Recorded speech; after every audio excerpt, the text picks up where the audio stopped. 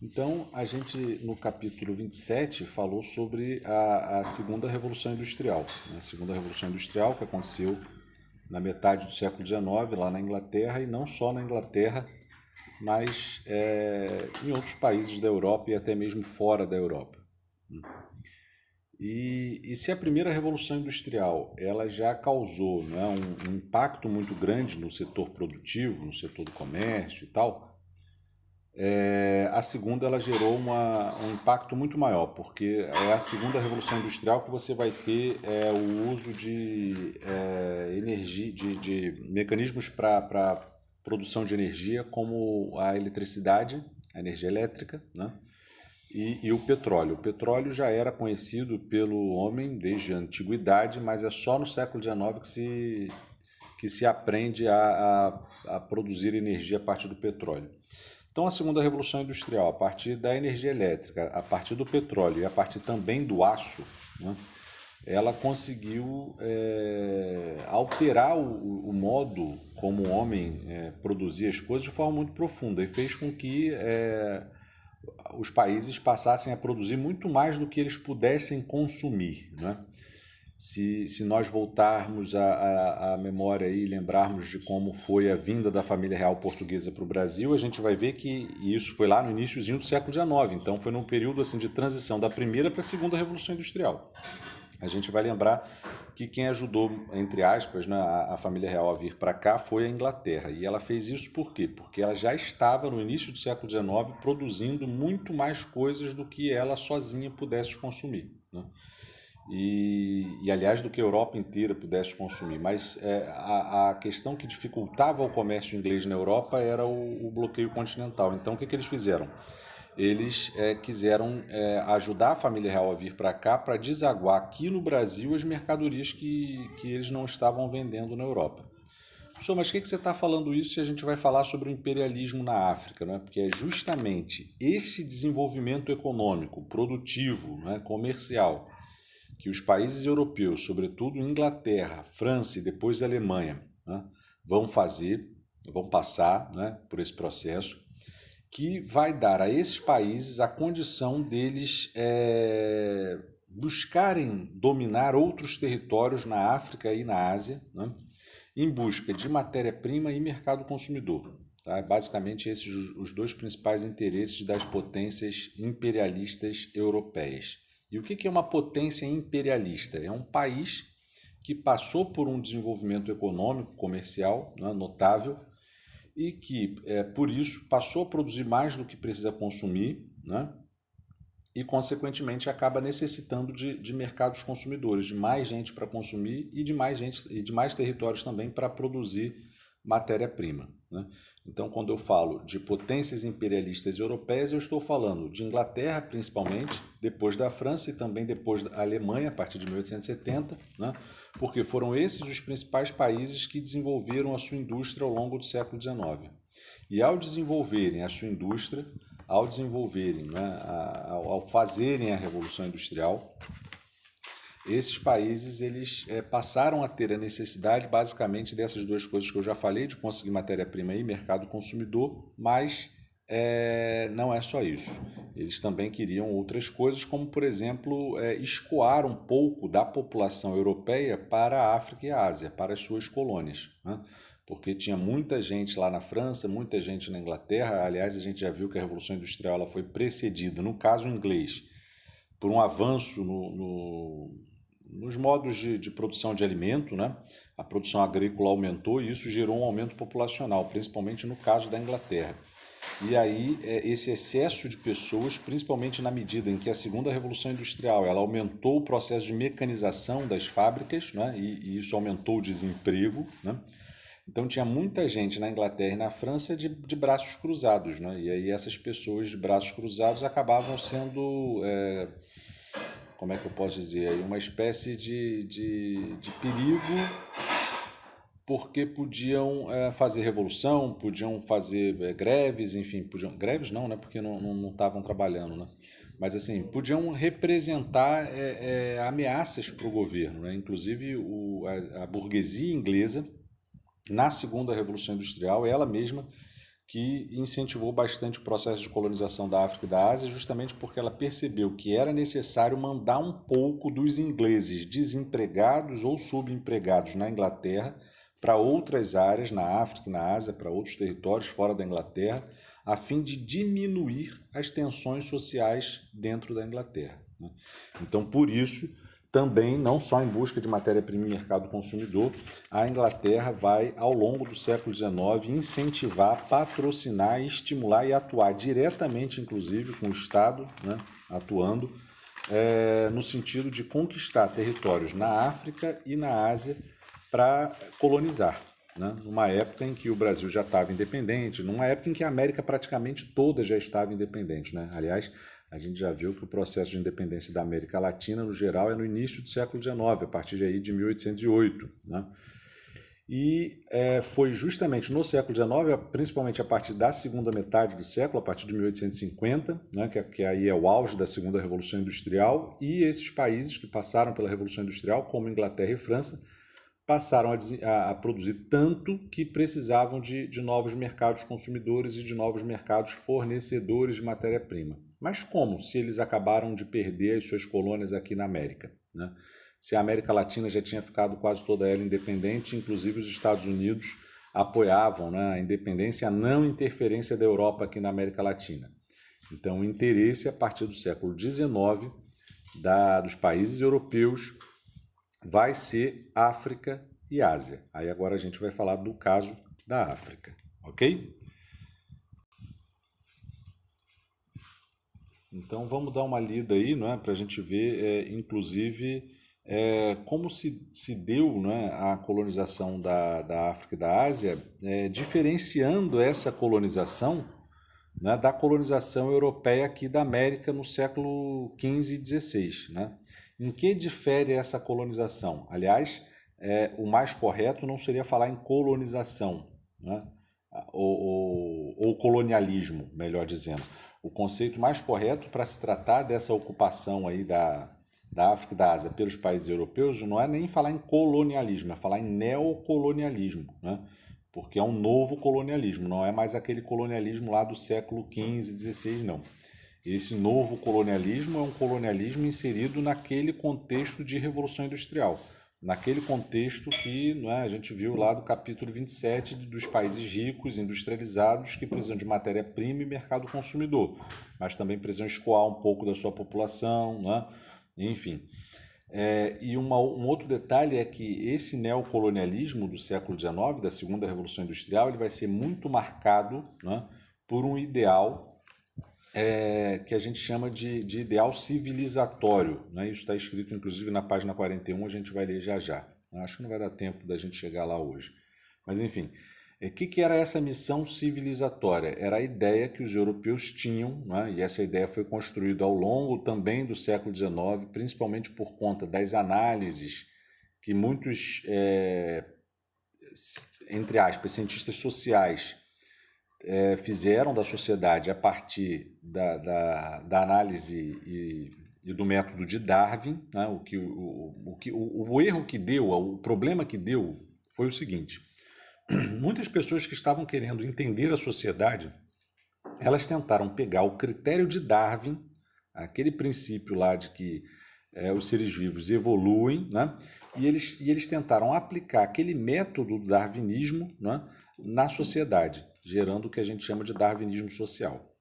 O que é o darwinismo social? Uma série de concepções distorcidas, porque tentaram analisar a sociedade com base num critério, num método das ciências naturais, é óbvio que é da zebra, Então o darwinismo social é uma visão completamente distorcida da realidade, porque justamente buscou usar o método das ciências naturais para analisar a sociedade. E qual era a ideia deles? A ideia de que a Europa era a sociedade mais evoluída, de que era a sociedade mais moderna, e que a sociedade africana, a sociedade asiática e até mesmo a americana eram inferiores se comparadas às sociedades europeias. E para o darwinismo social africano, as sociedades africanas eram as mais selvagens, as mais primitivas, as mais bárbaras, usando as palavras das pessoas dessa época aí. Então, por isso, eles acreditavam, né, com base nesse pensamento aí, que a gente chama de darwinismo social, eles acreditavam que a sociedade europeia era mais evoluída, era mais adaptada, enfim. E a sociedade africana era menos evoluída, menos adaptada. E por isso eles acreditavam que tinham o direito de ir para a África, ir para a Ásia, para ensinar os africanos e os asiáticos a melhor forma de viver, o melhor sistema político, o melhor sistema econômico, né? Os melhores hábitos, né?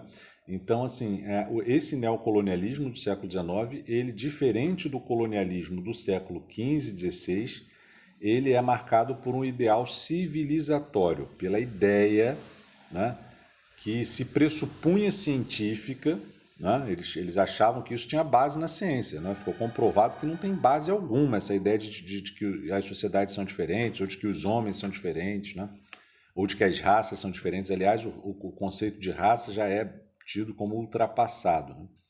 Então, eles tinham ideias que se supunham científicas para dizer, olha, o europeu é superior ao africano, ao asiático e até mesmo ao americano. E por isso o europeu pode e deve instruir o africano, o asiático e até mesmo o americano, né, a viver melhor. Então, eles acreditavam que era uma espécie de fardo, de missão do homem branco, né, civilizar o homem selvagem, o homem bárbaro, o homem primitivo, né, que era tido aí, como era tido o africano e o asiático, né? Eles eram tidos como bárbaros, como selvagens, como primitivos. Então esse imperialismo europeu, esse neocolonialismo é também muito fortemente marcado por essa missão civilizatória, por essa ideia de superioridade do europeu em relação ao africano e ao asiático, e a gente vai ver que isso vai dar uma série de problemas. Então, vamos dar uma leitura aí no texto, porque eu vou parar nessa parte, na página 40, e vou deixar para seguir. Bom, eu não vou terminar o capítulo todo hoje, né, nessa aula, e vamos ver onde a gente vai. Na Idade Moderna do século XV ao XVIII, os países europeus, com base nas práticas do mercantilismo, né, que era o sistema econômico anterior ao capitalismo, exploraram comercialmente as regiões submetidas ao antigo sistema colonial, né, o colonialismo. Na segunda metade do século XIX, diante da expansão econômica produzida pela Segunda Revolução Industrial, Estados Unidos, Japão e diversos países europeus valeram-se novamente do princípio da colonização para o estabelecimento de um novo colonialismo, ou neocolonialismo, ou ainda imperialismo, né, como é chamado esse processo. O neocolonialismo ou imperialismo foi a expansão colonial desenvolvida entre a segunda metade do século XIX e a primeira metade do século XX. Alguns autores também chamam esse processo de colonização afroasiática, apesar de a Oceania também ter sido dominada, né? Então existiram territórios ali da Oceania que foram colonizados também nesse processo, mas a gente acaba falando apenas aí de imperialismo afroasiático. O imperialismo europeu. Existe a seguinte frase clássica: o imperialismo é filho da industrialização, né? Então, por isso que eu comecei o capítulo falando aí que o imperialismo ele tem a sua origem lá na Segunda Revolução Industrial, quando os países europeus passaram por um processo de desenvolvimento industrial muito brabo, né, que fez deles produtores do que mais do que precisavam, né? E aí por isso começaram a desejar tanto aí novos territórios para vender os seus produtos e até para pegar matéria-prima. Ou seja, o crescimento industrial exigiu matérias-primas como ferro, petróleo e algodão e mercados consumidores para os produtos das potências industriais. Como motivação econômica do imperialismo, tem-se a extrema riqueza gerada nessa época que produziu um excedente de capitais que não poderia ser reinvestido na produção, pois isso redundaria em superprodução e queda dos preços. Então, uma das grandes motivações do imperialismo, né, de buscar dominar aí outros territórios, foi essa questão de um acúmulo de capital que houve durante a Segunda Revolução Industrial. Os países eles acumularam tanto dinheiro, tanta riqueza, né, que se eles reinvestissem essa riqueza na produção, eles iam ter a famosa superprodução, que é quando você tem mais produção do que o consumo, né, e isso gera uma queda nos preços e não é muito boa, né? Então eles acabaram pegando esses capitais excedentes e querendo reinvestir em outras áreas. Dessa forma, os países industrializados buscaram regiões para a exportação de capitais. Os investimentos provinham da organização de empresas nas áreas dominadas, originando as multinacionais, ou de empréstimos gerando a dívida externa dos países subdesenvolvidos, né? Então, em muitos casos, o que esse excedente de capital gerou foi o quê? Empresta dinheiro para os mais pobres, para os países mais pobres, né? E torna esses países mais pobres dependentes dos países mais ricos, como foi o caso do Brasil e de tantos outros países aqui da América Latina.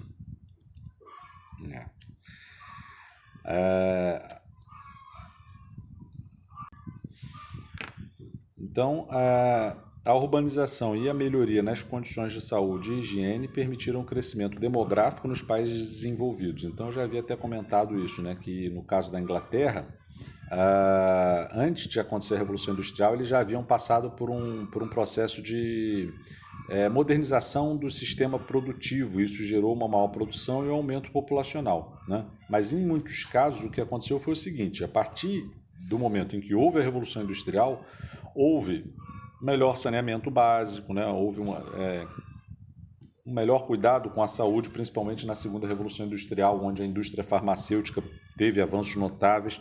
E isso tudo aí acabou gerando o quê? Um aumento da população, porque menos gente morria, né? O aumento da população agravou a questão social diante da falta de empregos, moradias e adequadas condições de vida. Para evitar revoltas, foi estimulada a imigração da população excedente. Então, por isso que eu disse que um dos fatores aí que estimulou o colonialismo ou neocolonialismo foi esse interesse dos países mais ricos de mandar um pouco da população dos seus países para as áreas coloniais a fim de diminuir as tensões sociais. Um exemplo é a presença de ingleses na África do Sul, na Índia e na Austrália. Esse contexto gerou uma disputa comercial entre os países industrializados focado no controle de pontos estratégicos, destacando-se o Marrocos, situado na entrada do Mar Mediterrâneo, e o Canal de Suez, ligando o Mediterrâneo ao Mar Vermelho e permitindo o acesso às regiões petrolíferas do Oriente Médio. Lembrando ali que o Canal de Suez é naquela região do Egito, né? E que diminuiu e encurtou as distâncias entre a Europa e a Ásia. Porque antes da construção do Canal de Suez, para você sair da Europa e chegar na Ásia por via marítima, você tinha que descer toda a África e subir ali pelo Oceano Índico, era um caminho muito mais longo. Depois que se construiu o Canal de Suez, né, encurtou-se as distâncias e os fretes marítimos, né, barateando ainda mais os produtos e facilitando ainda mais o comércio internacional. Bom, então aí a gente tem um quadrinho aí para diferenciar o sistema colonial do neocolonialismo, né? Então, o antigo sistema colonial do século XV ao XVIII, né, ele atuou basicamente aqui nas Américas, e os principais países colonizadores foram Portugal e Espanha, que tinham interesses em matérias-primas, metais preciosos e mão de obra barata, além de especiarias. A ideologia que propagava esse antigo sistema colonial era a ideia de que tinha que expandir a fé católica, né? Por isso que junto com Cabral, junto com Colombo, vieram os padres da igreja, né? E a política econômica daquela época era o mercantilismo, né? Um sistema econômico anterior ao capitalismo. Já no neocolonialismo, na segunda metade do século XIX até a primeira metade do século XX, ele vai atuar principalmente na África e na Ásia. Os principais países colonizadores já não são mais Portugal e Espanha, e sim Inglaterra e França, e os interesses já não são mais aqueles do século XV e XVI, né? Agora, além de matéria-prima e fontes de energia, o que eles querem, os países imperialistas, são novos mercados consumidores e locais para exportar a sua população excedente, além do capital também excedente. Uma outra diferença entre o neocolonialismo e o colonialismo é que a ideologia do neocolonialismo é a missão civilizatória, aquela ideia do darwinismo social que eu expliquei há pouco. E a política econômica do neocolonialismo é o imperialismo, né? o imperialismo ou o capitalismo, né? Porque o imperialismo é a expressão desse capitalismo industrial aí que se propaga na Europa e não só na Europa ao longo do século XIX. Bom, então o imperialismo de forma direta não aconteceu na América no século XIX. Indiretamente houve nesse período a contração de dívida externa e a dominação financeira de multinacionais, né? Como a gente já havia comentado, inclusive com a questão do endividamento dos países menos desenvolvidos, como é o caso do Brasil e tantos outros aqui da América Latina. No entanto, ocorreram algumas iniciativas imperialistas na primeira metade do século XX, destacando-se a ação estadunidense, né? A justificativa para que a Europa não recolonizasse o território não estava associada ao êxito dos países americanos em seus processos de independência, mas sim à doutrina Monroe de 1823, que foi quando os Estados Unidos, temerosos de que a Europa viesse intervir aqui na América, né, acabaram assinando, né, essa espécie de doutrina Monroe, que é a ideia do seguinte: europeus não se metam aqui. Não pensem que os Estados Unidos estão fazendo isso porque eles são bonzinhos. Eles estão fazendo isso para assegurar os interesses deles, ok? Dos americanos, dos estadunidenses. Resumida no lema América para os americanos. Então, a doutrina Monroe é sintetizada pelo lema América para os americanos e, como eu disse, isso não é porque os Estados Unidos são bonzinhos, né? Isso é porque eles querem preservar os interesses deles e manter os europeus afastados. De James Monroe, presidente dos Estados Unidos, e a atuação imperialista dos Estados Unidos sobre o continente, né? Então, só para terminar, eu vou ler aqui rapidamente sobre a missão civilizatória que eu já comentei. Então, a missão civilizadora foi a justificativa do imperialismo, que afirmava levar o progresso aos povos considerados atrasados, segundo o entendimento europeu daquele período, né, como eu disse, do darwinismo social. Vista desse modo, a exploração tornava-se um favor ou até um sacrifício, conforme afirmava Rudyard Kipling, que a considerava o fardo do homem branco. A missão contou com o apoio de intelectuais e cientistas que desenvolveram teorias hoje refutadas pela ciência, ou seja, hoje a gente sabe que essas teorias não têm pé nem cabeça, mas na época as pessoas achavam que elas tinham base científica, né? E com base na ciência eles diziam que existia uma superioridade do homem branco. Os estudos tentavam comprovar que os brancos eram mais inteligentes e por isso mais desenvolvidos no aspecto técnico e econômico. Bom, então é isso, e na próxima aula a gente vai ver aí os tipos de colonização.